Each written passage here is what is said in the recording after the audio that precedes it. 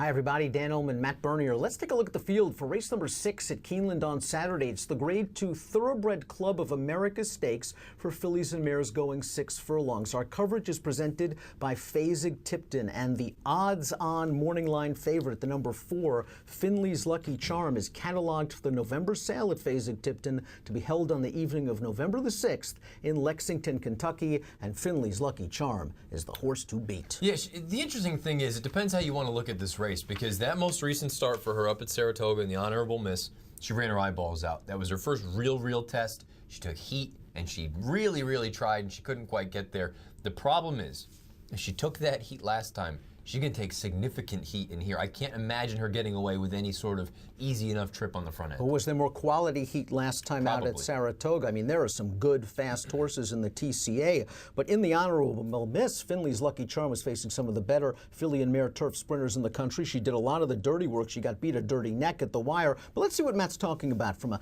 pace projector standpoint, a Timeform US pace projector for the TCA, and we're expecting it to be competitive. I wouldn't be surprised if that red fast-paced bar should be up there, because Finley's Lucky Charm is fast. The number 7 in here, that's True Romance, is fast, and the 2 Vertical Oak's not going to be far behind. The 6 Chelan shows some big speed early on as well. I would assume that we're going to have a number of horses line up. And the other thing too is, at this point in her career, Finley's Lucky Charm has not shown the ability, really with the exception of her debut against just inferior competition, to sit and pass horses. I don't know if you want to find out here or not. 6 furlongs, I think this is going to be better off for than 7/8 of a mile.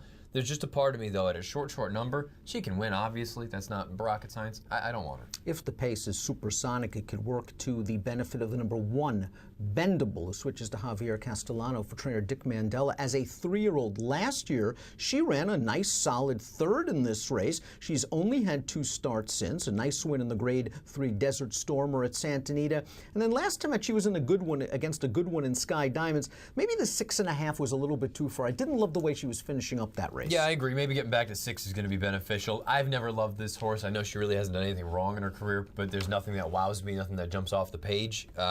She's a contender, but I don't like her. Also coming in from Southern California is the number 6, Shalone, who won 2 in a row in the spring. Then the Grade 1 test, she was up and on the pace. American Gal's very good, and American Gal handled Shalon very good.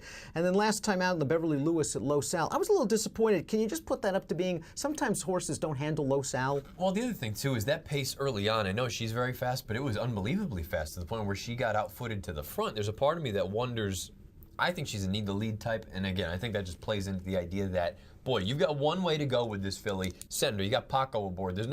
Don't get cute. I don't think she has the speed to do it. Okay. When she earned that 93 buyer in the Jersey Girl 3 starts back, look at those fractions, 23-2, 47-3. That was really the last time she controlled a pace and went on with it. In the test, she had to go a lot faster. In the Lewis, she was just out sprinted. Maybe that Lewis helped her in one instance, in that she can now sit perhaps a little bit and is at least familiar with sitting off the pace. She hasn't won from doing it, but at least she's familiar. I think from this post, Paco's letting Finley's Lucky Charm go and just going to sit and hope that 2 takes the starch out of the 4. And you know what? From a tactical standpoint, that makes all the sense in the world. And if you think that she has the capability of doing that, then yeah, she's certainly a player in here. There's just a part of me, until you do it, I'm not going to bank on the fact or bet on the fact that you might be able to do it. True Romance has gas. Gate-to-wire winner at Parks last time out, but she draws outside several other speeds.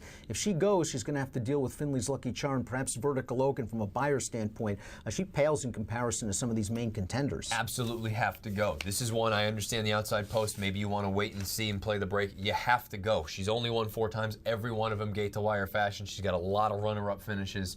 You have one way to go, Joe Bravo. You got to send her. Grace's Treasure is won 4 of 9. She's 2 for 2 this year. She's lightly raced. She has upside, but the buyers are just really light. Yeah, nice little filly. She's just a little bit slow on paper. Let's make a case for the 3.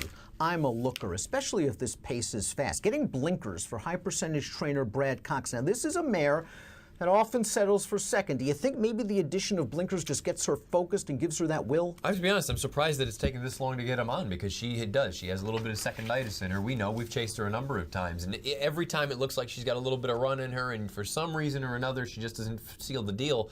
Maybe the blinkers, that's all you need.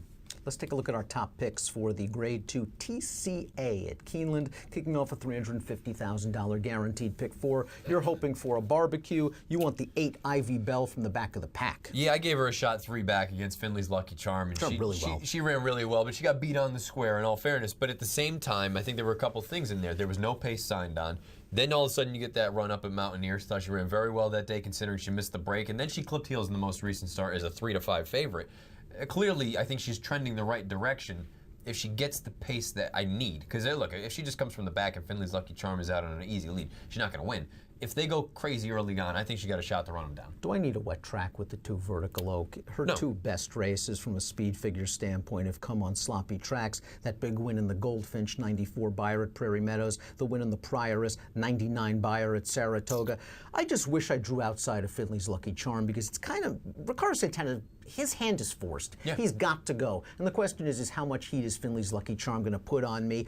If somehow Vertical Oak can get loose, I would need a little bit more than the 5-1 morning line, but I liked what I saw in the Prioress. I wonder if we're at a point now where Finley's Lucky Charm, Vertical Oak is legitimately fast. I wonder if we're at a point now where they say, you know what, we're going to have to sit. And if that's the case, I'm not convinced Finley's Lucky Charm can pass horses, and you could conceivably have Vertical Oak out there on the lead. If she's loose, she doesn't need a wet track. Obviously, it helps if she gets a wet track. And by the way, not totally out of the realm, 30% chance of rain on Saturday. I think she's got big speed. If you think she can shake loose, she's dangerous. Big step up in class. Remember, she's taking on older horses for the first time as well. But I like the performance in the Prioress. She's done some good things, especially that Miss Preakness on fast track against 3-year-olds. But you like Ivy Bell coming from off the pace. 8, 3, 4, and 1 for Matt.